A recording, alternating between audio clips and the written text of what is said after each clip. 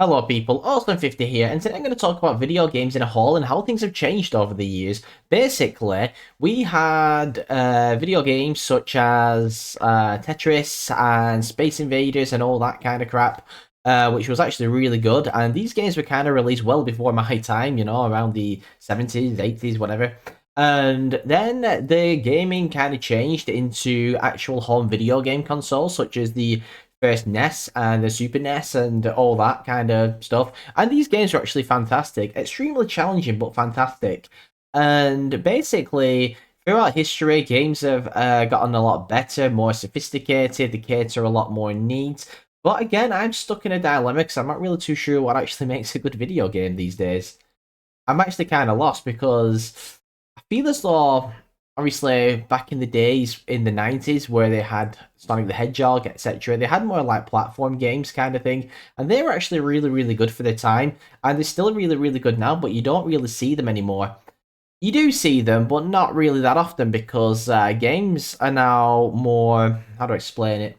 More realistic to a degree. Unless you've got a Nintendo Switch, then Nintendo have kind of stuck to their own bracket for many years now. They kind of haven't done anything different, but that's a good thing though because they're actually doing something different in the market where they're sticking to the old school ways with the same characters and the same mascots, and you don't really see that anymore.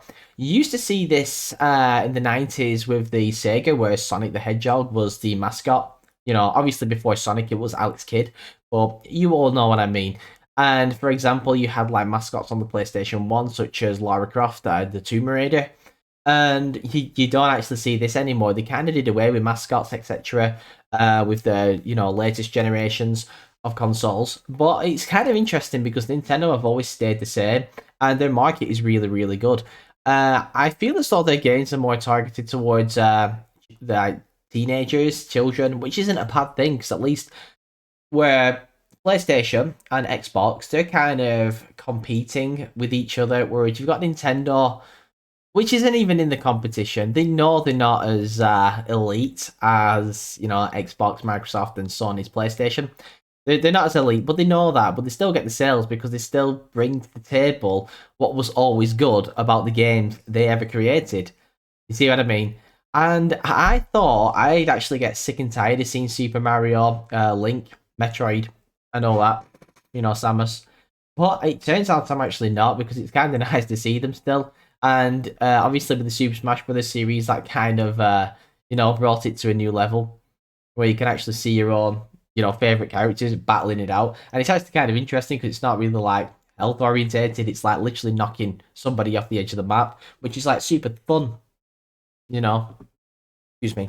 So yeah, so basically, I'm not too sure where the direction of gaming is actually going, and I'm changing subject a bit. I've just covered a bit of history, and I think Nintendo. The problem is, I don't think they can keep doing what they're doing forever. Okay, don't get me wrong. The games they release are all child friendly, and stuff like that, which is pretty good. Yeah, but you've been doing the same thing for 20 years. Longer. No, longer, 30. I don't know how they're actually going to move up in the market in the long run or anything like that. I just actually don't see the longevity with Nintendo. They're clearly slowing down because they haven't actually released anything apart from the Nintendo Switch for God knows how many years. But still, they're still in their own market. They're in their own bracket. They're doing good. That's fantastic. I don't even play any like Nintendo games to be honest. Not anymore because I got fed up of playing Super Mario, whatever, and all the Zelda games. They're the fucking same. Zelda. You got Link saves the princess, and as a final battle with Ganon or Ganondorf, whatever you want to call him. That's it, and it's the same. It doesn't even matter if they rework it. To be honest, it's absolutely ridiculous. It's like they did that with the Wind Waker, where they did a full 360 and did something different, but it was the same game. Just the coloring was just a bit different. That brings me to also gaming on the PlayStation and the Xbox these days. Now that's not exactly good either, because they're just bringing out the same games but just changing things a little bit. Like the Hitman series, obviously it's a Hitman game. When you buy a Hitman game, you want to do the Hitman stuff. That's fantastic.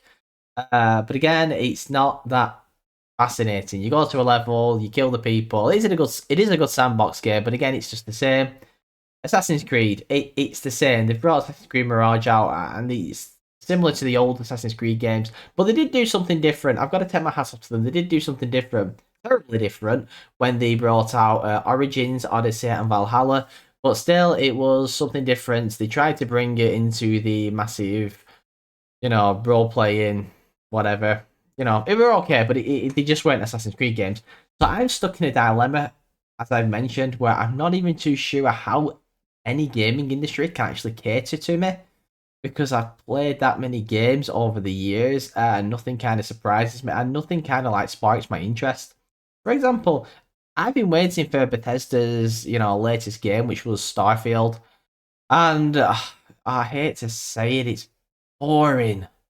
It's just boring. It's something I've done 1,000 times on all the Fallout games and on the Elder Scrolls games. It's just the same game but set in space. How the hell's that gonna, cater to my, gaming, experience? It just isn't. I'm just getting kind of bored. Again, I'm playing driving games now. I've just got the new Forza game that's just come out. I know people, you're gonna think, Awesome 50, what are you talking about? What exactly do you want from a game? And that's the problem. I don't know, because it's like I said, I'm playing this driving game and it's the same goddamn driving game in every single driving game on the planet. It's the same cars, it's the same tournaments, everything's the same. Everything's the fucking same. Resident Evil game, they did something different when it came to Biohazard. I've got to give them the due. They actually improved, I think. But again, you can't forget how legendary the games were when they first came out on the PS1. I'll never forget the time when I was running away from Nemesis when he jumped through the fucking window in Resident Evil 3, and I was like 8. So yeah, again, gaming is going more virtual reality, and virtual reality does seem to be the future because it's absolutely fantastic because you're actually in the game. So maybe that is where gaming should just go from now on, in the future. It is going to do that anyway, let's get serious, but still, I think that's the only thing that's sparking me interest at the minute, actually being live in the game.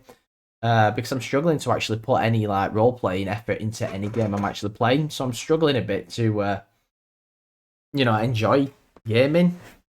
I love it, don't get me wrong, but there just hasn't been a game that's been released within the last few years that's really, really caught my attention. The closest game which came out that actually sparked my interest was Cyberpunk 2077 because they did something different. It was a role playing game mixed with some GTA shit set in the future, with some engaging storyline plots and some side missions which were fantastic. Granted, it ran like a piece of shit on the last generation consoles, but it's running really smoothly now. So that's the closest game I've played, which is really, give me that I did play a game called Ghostwire Tokyo. That was pretty good, but again, they did the exact same thing, which they do in every single game. It's just a massive map with so many side quests, so many main missions, and then it's just so many space fillers on the map just to waste some time, just to bump up the gaming hours of the game. It just feels so lazy when game developers actually do that. It's like you focus 15, like 20% of more percentage just to fill up a map, and the map wasn't even that big, and the bad guys were always the fucking same. There was nothing interesting about that game. There was one mission that sparked me interest, a DLC mission, but that was about it. Uh, Indie games are fantastic these days because it's actually new minds bringing new things to the table, such as like the Five Nights at Freddy's jump scare games. They were actually pretty good. They say it was like a low level indie company. Same for the Slender Man game when that first came out, Slender. Now that was absolutely horrifying for me, and it brought something new to the table. It was like more focused on jump scares. So maybe my problem with horror games is the fact that I think I just prefer jump scares rather than actual survival horror games. But this is just how my tasting horror games has gone down. Don't get me wrong, you probably won't see me playing many horror games because they actually scare the shit out of me. I watch horror films, but horror games, I feel like I'm in too much control. But still, that's the direction they've gone down, which is pretty good. So I'm not too sure whether the old school horror games are as good as the new school horror games, but only time will tell, you know. But then again, seeing as I was, born in the 90s, I was actually born in the golden age of gaming where I've actually seen how games have progressed over the years, and it's absolutely fantastic and borderline beautiful.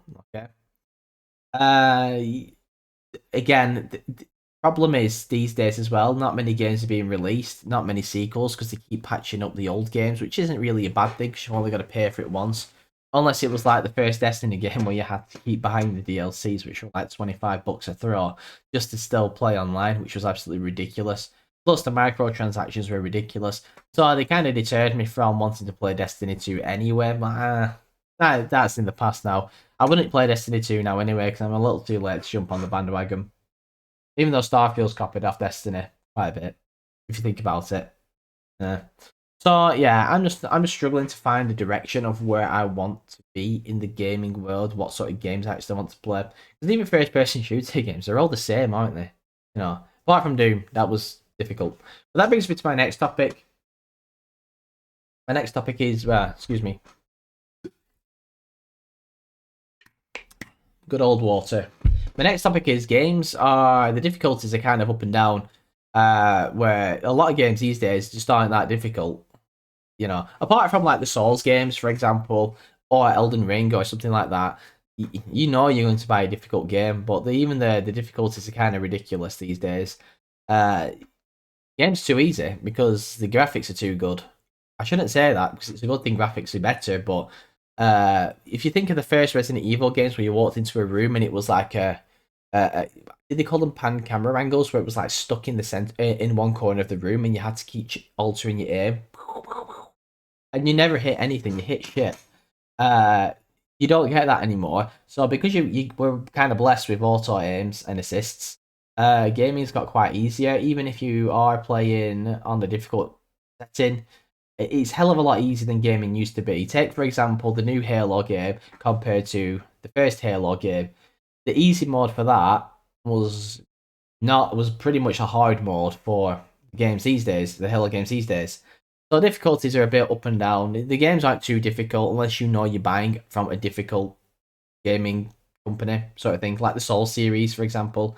If you, for example, the people that make the Souls games, when they brought Sekiro, you know that's going to be a fucking hard game. Stressful, but hard. So yeah, I don't know what it is with me. It's just some of the games just aren't really appealing to me too much. I don't know what to do about it. I'm basically I'm just waiting for that one good game to come out, which is going to take my breath away, and I'm just never going to forget about it. But it's so far, it just seems like most of the games I play and the games I've played so many times before are just a bit different. It's like copying your friend's homework and changing the words a little bit to make it look like your own. It's not. You're just re-releasing games. For example, the FIFA series, you just keep paying for the same game. They could easily bring one game out and just keep patching it up for the next 5 years rather than conning you to buy the game every single fucking year. Now that's a rip-off. And speaking of rip-offs, a lot of games now do in-game cosmetic purchases which don't help you in the game whatsoever, such in the form of skins for your weapon, your character, or whatever. Come on, people, do we really need to pay for this shit? When I first got the game Fortnite, I didn't even understand the V-Bucks thing. I accidentally paid £20 for a skin. Not even. And I'll never forget that. It's kind of ridiculous. So, you know, if you even put online gambling with loot boxes in games these days as well, which is kind of ridiculous, into the gaming. Ridiculous, you know. So anyway, this is the it's just a food for thought video. This mainly because I just want to see gaming take an alternative direction and stop being so linear, and I want to see something new being brought to the table. That's all I ask. Austin 50 out.